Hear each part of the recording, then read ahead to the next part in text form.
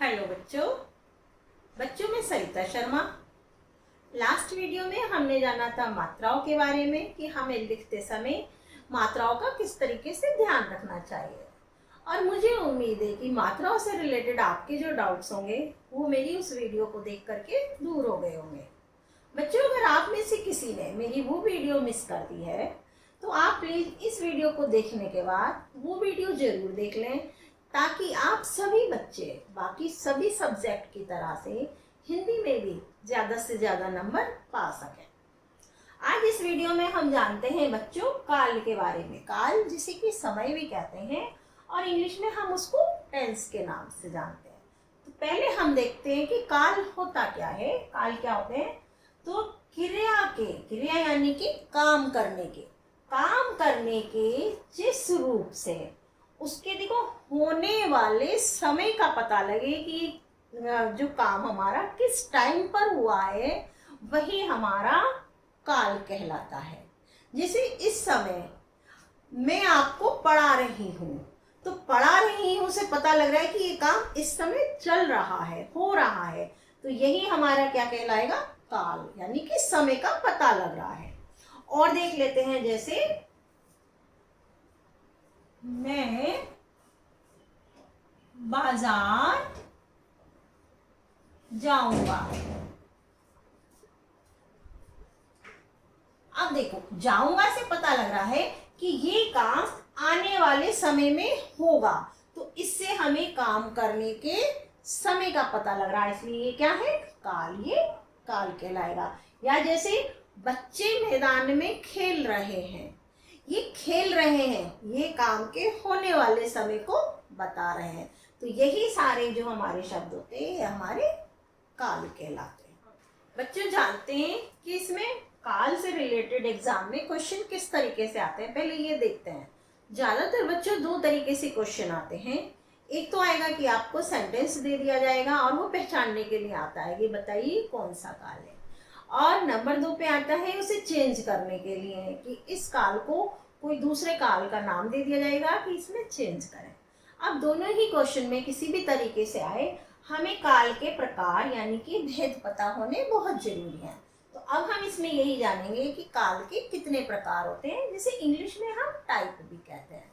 तो मुख्य रूप से हमारे 3 प्रकार होते हैं, 3 तरीके के काल होते हैं। नंबर 1 भूतकाल, जिसे पास्ट टेंस के नाम से जानते हैं। वर्तमान काल, प्रेजेंट टेंस। और एक होता है हमारा नंबर 3 पे होता है बच्चों भविष्यत काल, यानी कि जो फ्यूचर का हो वो हमारा भविष्यत काल कहलाता है। अब इन तीनों को हम एक एक करके जानते हैं क्योंकि इनके भी अपने प्रकार होते हैं। तो जानते हैं, सबसे पहले हम जानेंगे बच्चों भूतकाल के बारे में कि भूतकाल क्या होता है। जैसे भूतकाल का पता ही है कि जो काम हमारा पीछे वाले समय में हो गया हो, पूरा काम हमारा हो गया हो। तो भूतकाल के अपने 6 प्रकार होते हैं बच्चों। भूतकाल के कौन कौन से, एक एक करके जानते हैं। पहला हमारा है सामान्य भूतकाल। सामान्य भूतकाल क्या होता है? क्रिया के जिस रूप से बीते समय में सामान्य रूप से काम पूरा होने का पता लगे, यानी काम करने के जिस रूप से हमें पता लगे कि ये काम सामान्य रूप से यानी ऑर्डिनरी रूप से ये हो चुका है, पूरा हो गया है, वही हमारा सामान्य भूतकाल कहलाता है। जैसे एग्जाम्पल से देख लेते हैं, सोनू ने आइसक्रीम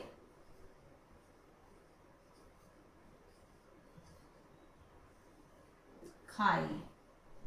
तो देखो पता लग रहा है इससे कि ये काम हमारा बीते हुए समय में पूरा हो गया है, तो ये हमारा कहलाएगा सामान्य भूतकाल। अब इसका दूसरा प्रकार होता है हमारा बच्चों आसन्न भूतकाल। आसन्न का मतलब होता है समीप, यानी नजदीक, पास में, जिसे इंग्लिश में हम रिसेंट भी बोलते हैं, रिसेंटली। तो जिस क्रिया भूतकाल में शुरू होगा, जिन शब्दों से हमें पता लगे क्रिया यानी कि काम हमारा भूतकाल में शुरू होकर अभी अभी बिल्कुल समाप्त हुआ, यानी पीछे शुरू हो चुका हमारा काम जो अभी अभी खत्म हुआ है, जिससे पता लगे वो हमारा आसन्न भूतकाल कहलाता है। इसका एग्जाम्पल देखते हैं, जैसे माँ अभी बाजार गई है। तो देखो इससे हमें पता लग रहा है कि माँ अभी अभी बाजार गई है, यानी बिल्कुल अभी ये काम हुआ है।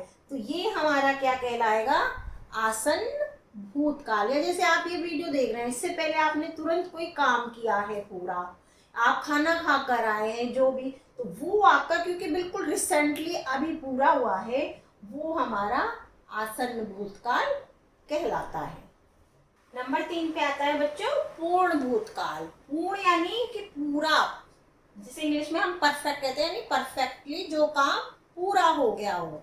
देखते हैं इसको डेफिनेशन से पहले, कोई काम, भूतकाल यानी बीते समय में बहुत पहले, यानी पहले बहुत पहले ही समाप्त हो चुका, वो हमारा पूर्ण भूतकाल कहलाता है।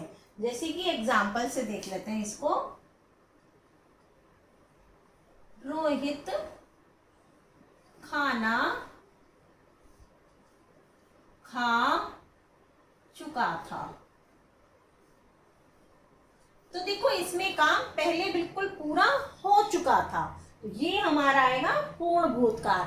या जैसे आप स्कूल से आते हैं, आपके स्कूल से आने से पहले आपका छोटा भाई घर आ चुका था, तो ये क्योंकि पूरा हो चुका काम, ये हमारा पूर्ण भूतकाल में आता है। अब देखते हैं नंबर 4 पे बच्चों अपूर्ण भूतकाल। अपूर्ण यानी कि जो अभी पूरा ना हुआ हो, या जिसे कंटिन्यूसली अभी चल रहा हो, पीछे से शुरू हो करके, वो हमारा अपूर्ण भूतकाल में आता है। इसकी डेफिनेशन देख लेते हैं। भूतकाल में शुरू हो चुका, यानी पीछे टाइम में शुरू तो वो हो चुका है, लेकिन अभी वो काम समाप्त हुआ नहीं है, वो काल हमारा अपूर्ण भूतकाल कहलाता है। जैसे कि इसको भी एग्जांपल से देखते हैं। गायक गीत गा रहा था।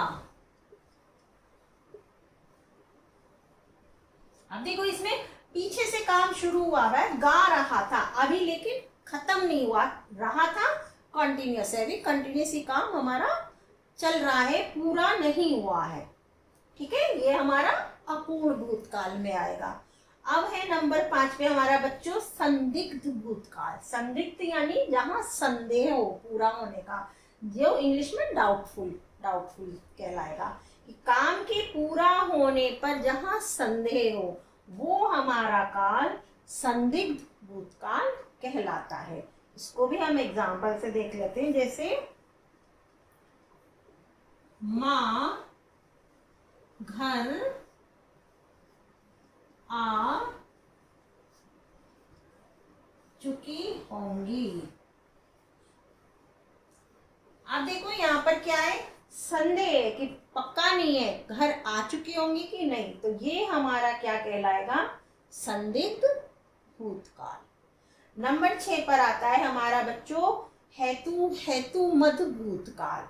इसमें क्या होता है, काम भूतकाल में हो तो सकता था, यानी पूरा हो सकता था, लेकिन किसी कारण से काम पूरा नहीं हुआ, वो हमारा कहलाता है हेतुमत, यानी कंडीशनल हो, जो हमारा किसी उस पर हो कि ये काम पूरा हो जाता अगर ऐसा होता तो कंडीशनल जो हो, वो हमारा हेतुमत भूतकाल कहलाता है।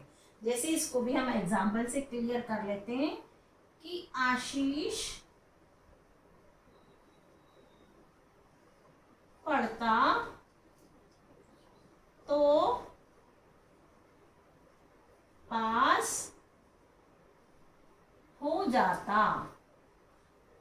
अब देखो इसका पास होना किस पर डिपेंड था, उसके आशीष के पढ़ने पर, इसलिए आशीष पढ़ता तो पास हो जाता, ये कंडीशनल रहा, ये हमारा हेतुमत भूतकाल है। ऐसे जैसे वर्षा होती तो फसल अच्छी हो जाती, इस तरीके के जो हमारे होते हैं वो हमारे हेतु हेतु मत भूतकाल में आते हैं।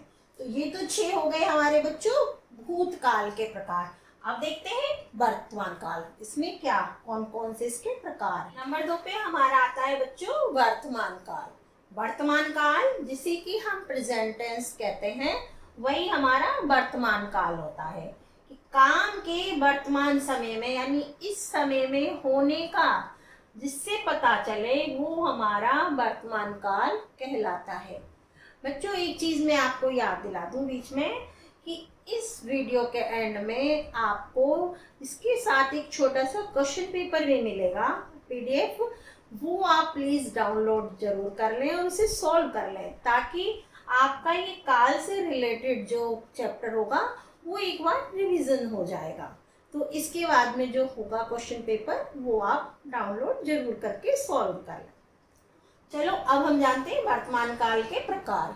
वर्तमान काल के प्रकार बच्चों 3 होते हैं। कौन कौन से?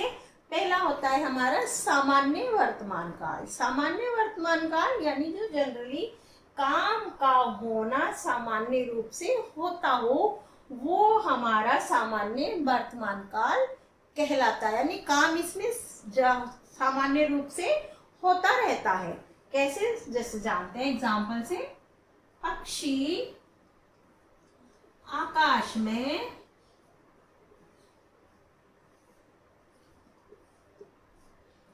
उड़ते हैं।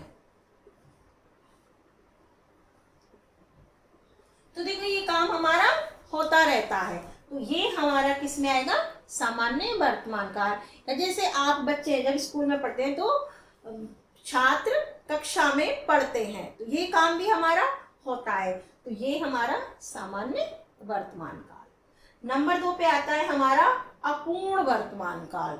जैसे हमारा भूतकाल में भी था अपूर्ण, यानी कि जो काम अभी भी हमारा कंटिन्यूअस हो, पूरा ना हुआ हो, ऐसे ही वर्तमान में भी अपूर्ण वर्तमान काल यानी काम शुरू होकर अभी भी जारी है।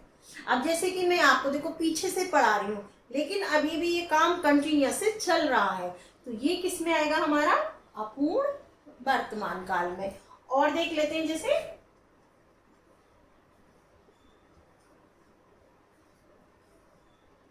रेलगाड़ी आगरा जा रही है। अब देखो ये भी रेलगाड़ी यानी कि ट्रेन, तो ये भी देखो पीछे से चलती आ रही है और अभी भी चल रही है। तो जहां पे काम कंटिन्यूअस हो, अभी खत्म ना हुआ हो और रहा रही है देखो, तो वो हमारा अपूर्ण वर्तमान काल में आता है। अब तीसरा हमारा आता है संदिग्ध। संदिग्ध यानी कि डाउटफुल, जहां पर अभी संदेह है। तो वर्तमान में काम पूरा होने में यानी वर्तमान समय में काम पूरा होने का जहां संदेह हो, डाउट हो, वो हमारा काल संदिग्ध वर्तमान काल कहलाता है। इसका भी हम एग्जाम्पल देख लेते हैं। जैसे बच्चे स्कूल पहुंच गए होंगे। अब देखो यहाँ पर भी डाउट है कि बच्चे स्कूल को तो चले गए हैं लेकिन पहुंच गए होंगे या नहीं अभी, ये हमारा डाउटफुल है, इसलिए ये हमारा किस में आएगा बच्चों? संदिग्ध वर्तमान काल में। ये बच्चों मैं आपको इसमें डेफिनेशन भी लिख देती हूँ कि आप अगर चाहें तो आप इनको नोट कर लें या वीडियो दोबारा रिपीट करके देख लेना जैसे आपको ठीक लगे। अब ये हो गए हमारे 2 काल, भूतकाल वर्तमान काल। अब जानते हैं बच्चों हम भविष्यत काल के बारे में। नंबर 3 पे आता है बच्चों हमारा भविष्यत काल। भविष्यत काल जिसे इंग्लिश में हम फ्यूचर टेंस के नाम से जानते हैं।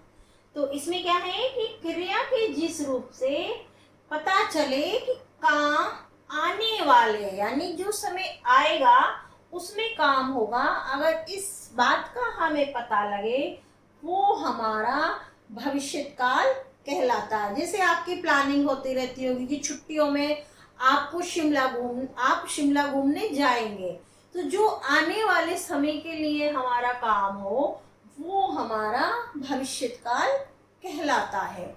इसके देखो अपने 2 प्रकार होते हैं भविष्यत काल के।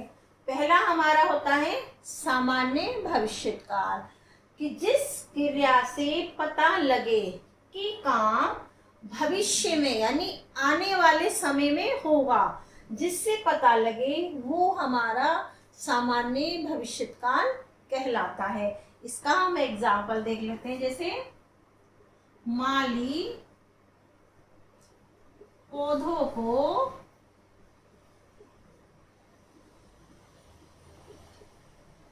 पानी देगा। तो देखो हमें पता लग रहा है देगा से पानी देगा कि ये काम हमारा भविष्य काल में होगा। इसकी पहचान में से खासकर होती है गा गी गे लगे होते हैं, तो जिससे हमें पता लगे कि काम सामान्य रूप से भविष्य काल में आने वाले समय में होगा, वो हमारा सामान्य भविष्य काल कहलाता है। नंबर 2 पे आता है संभाव्य। संभाव्य भविष्य काल क्या होता है? भविष्य काल में काम के पूरा होने में जहां संदेह हो, जैसे वर्तमान काल में भी था बच्चों और भूतकाल में भी था। संभाव्य यानी कि डाउटफुल, जहां पे डाउट हो कि भविष्य यानी आने वाले समय में भी हमारा ये काम पूरा होगा या नहीं होगा, वो काल हमारा संभाव्य भविष्य काल कहलाता है। जैसे कि आप एग्जाम्पल से देख लें, शायद पिताजी जयपुर जाएंगे। तो देखो बात पक्की नहीं है, डाउट है कि शायद जाएंगे, तो ये हमारा संभाव्य भविष्य काल होगा। या एक एग्जाम्पल देखने, जैसे आपने पेपर दिया है तो उसमें हो आपको डाउट हो कि शायद